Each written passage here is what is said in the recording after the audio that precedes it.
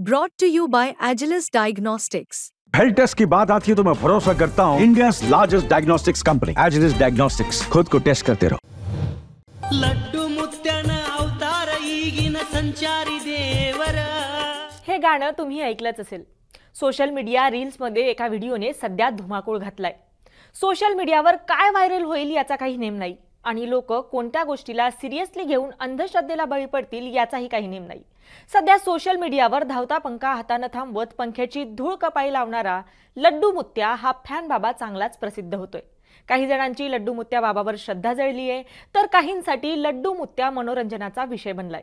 2-3 जणांच्या खांद्यावर बसत हाताने पंखा थांबवणाऱ्या लड्डू मुत्या बाबांच्या व्हिडिओ सारखे अनेकांनी रील्स बनवत नेटकरीच लड्डू मुत्या बाबासारखे पंखा थांबवून धूळ लावण्याची नक्कल करू लागले आहेत। मात्र ज्या लड्डू मुत्या बाबाची एवढी चर्चा रंगली आहे ते नेमके आहेत तरी कोण, कुठे राहतात आणि व्हायरल का झालेत, जाणून घेऊयात या सगळ्या प्रश्नांची उत्तरं पुढील काही मिनिटात या व्हिडिओच्या माध्यमातून। नमस्कार, मी छाया आणि आपण पाहताय मुंबई तक। सोशल मीडियावर एका रात्रीत स्टार्ट झालेले अनेक रील स्टार आपण पाहिले असतील।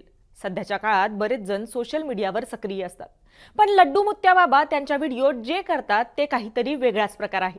त्यांच्याबद्दल अधिक माहिती आपण जाणून घेणार आहोतच। त्याआधी पाहूयात लड्डू मुत्या बाबा नेमकं कुठले आहेत आणि ते कसे प्रसिद्ध झाले। सोशल मीडियावर तुफान व्हायरल होणारे लड्डू मुत्या बाबा कर्नाटकातल्या बागलकोट जिल्ह्यातले रहिवासी आहेत। ते आधी त्यांच्याच परिसरात प्रसिद्ध होते, मात्र एका व्हिडिओने ते देशभर चर्चेत आले।